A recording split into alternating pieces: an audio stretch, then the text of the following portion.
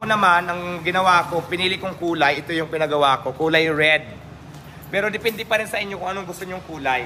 So ito yung sa akin, kulay red siya. Tapos meron pa dito. May nagpagawa din ng kulay blue. Ayan. Tapos yung mga ihawan natin, kung gusto nyo magpagawa, katulad to ng ihawan ko na ginagamit ko ngayon sa aking chicken inasal sa aking barbecue. So marami dito.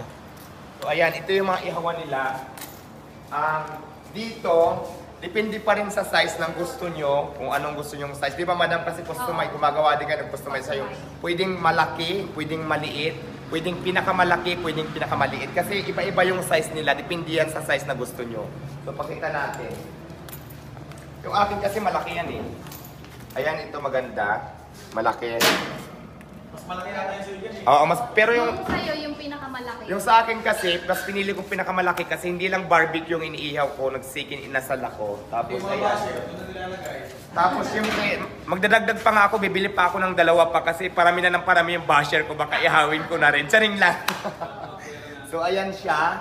Meron pa dito, mas malaki. Ito, yun. Ganito yung in-order ko sa kanila, malaki, mas malaki. So ayan. Ang kagandahan dito kasi, natatakot siya. Ayan, aray ko. May mga pambahay siya, ganito. Tapos ito mga medium size. Ganito. Tapos mayroong mas maliit dito. Small size na yan. Ito naman yung small size. Kung dalawa lang kayo at mga personal use lang, pwede nyo, ito ang i-recommend ko sa inyo pang bahay lang talaga. Halimbawa, bagong mag-asawa lang kayo, gusto nyo mag-ihaw, barbecue, magluto ng mga ihaw-ihaw. So, ang i-recommend ko siguro yung maliliit lang. Kasi itong malalaki, pang business na to eh. Pero depende pa rin yan sa inyo kahit hindi nyo namang, hindi nyo pag business gusto yung malaking ihawan. Depende pa rin sa inyo kung gusto yung bumili.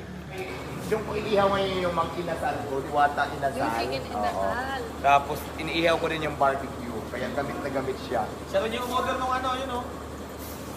Ah, siya pa, sa'yo ba yan? Kaya pala tinatanong ko yung asawa ko kung nakapag-down na dyan.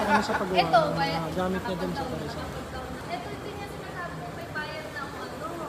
Sa'yo pala yan? Yes! Okay, Kita mo, silipin mo. silipin mo. Grabe, nanginginig ako. Bigyan ko yung nakalahan. Hindi kasi pag kagabi, binabaloy ko lang yung mga ano mo. Bakit naman yung video sa'yo? Mga recommended ganyan. Ayan, magawa na ako ng bahay. May bahay na ako. Bahay na po na. Ayan, bahay to, di ba? Yan yung in-order ni Diwata. Ito na po yung bahay na in-order ko sa Lazada ba ito? Trailer mate, trailer mate. Oo, trailer name. O, di ba? May bahay na ako. Pwede ka pumasok. Tinaasan na namin. Tinaasan. Ba't ang taas niyan? Nasa 6. Napakaganda, napaka-perfect. Anong tawag ito? Trailer? Trailer. mate yung brand. Trailer mate? Bagong binuksan. Trailer mate. Trailer, ang tawag ito, trailer made. Trailer mate yung one, yung Mate, trailer mate? Oh, trailer mate. Yung Ah, pangalan ng brand. Bago pa kasi, so yun, sinusubukan namin i-promote. Maganda. Super ganda. Ano pa lang po, gamitin pa lang.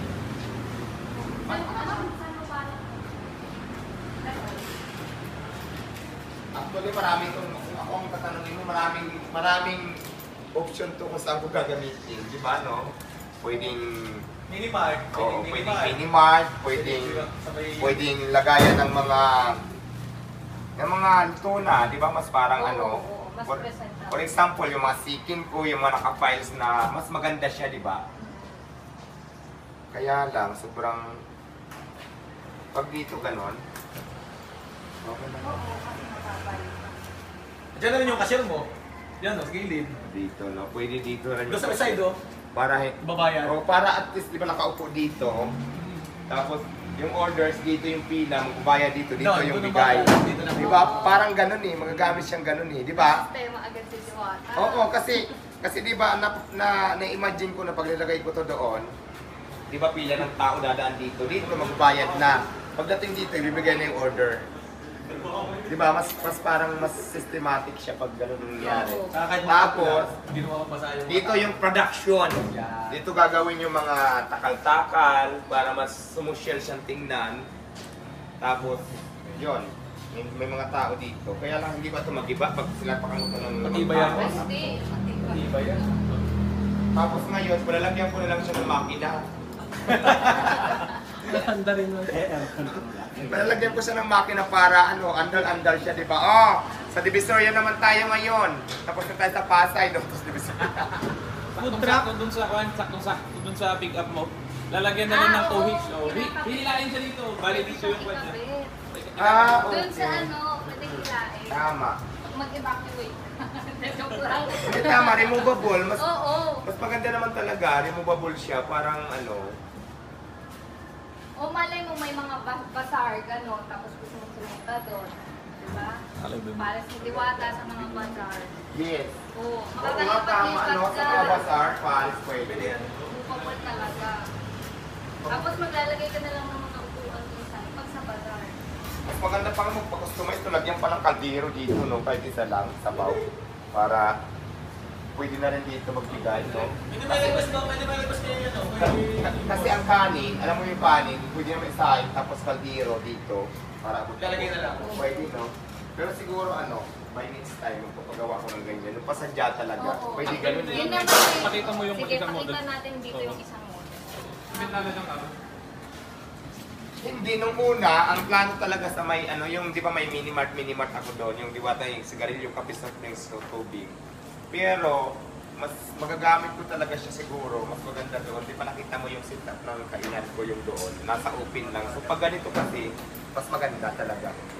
Mas maayos, di ba? Tapos yung mga natakan, pwede natin ilagay dito or dito, mas abot-abot na lang, dito na Mas rin maganda yun. ang natakan. Di ba parang mas maganda? Siguro ganun ko siya gagamitin. Para at Tsaka kung least dito mo ilalagay yung pasilyo mo kasi. mas safe, tapos hindi sila Tsaka presentable tignan. Oh. Pumulan Okay mo na yung kasi may mababasa butas yung dun budget mo. Open na yung butas doon kasi nga iikot sila dito, Oo. di ba? O bayad, Sa anong gilid. order? O, tapos Tas dito dito, na yung mga dadaan. menu. Pagdating dito, pick upin na lang. So, ganun ang nangyayari. Pag ganito, pag nagpagawa ka ng ganito, magkano ang budget na abutin dapat ng mga pagawa? Para at least may knowledge sila, yung mga gusto magpagawa. So, sa palagay mo, pag ganito, Yung nagre-range kasi ng yung gantong model, 160 to 250. Pero depende pa rin talaga yun sa mga gusto depende mong sa materials na palagay. gagamitin. Oo. Ito kasi stainless. Stainless. Oo, so talaga mas mahal kasi stainless mas mahal eh. Pero kung hindi stainless mo gamitin, mga bakal-bakal lang, siguro mas mura. Mas mura. Oo. Tsaka meron din kami ina-offer na budget trader na sa 19,000 lang. Yung mga gusto talaga ng mga mas mababakal. O at least kasi di ba, para yung iba may knowledge kasi for sure naman, marami talaga magkakagusto dito dahil siya, removable siya, pwede mong dalhin kahit saan. Kung may sasakyan ka na hihilain, or pwede nga yata lagyan to ng Na ng makina para, yung motor na. oo, motor na pwede, no? So ang ganda niya, kung gusto niyo magpagawa, located lang sila at Pandi, Bulacan, no? So yan lang yung mga price. Yung 160, ito na yun, puro stainless na Ano siya. yun? Pero may Ito? 160 to 250 yung Ano to? weight. KNL?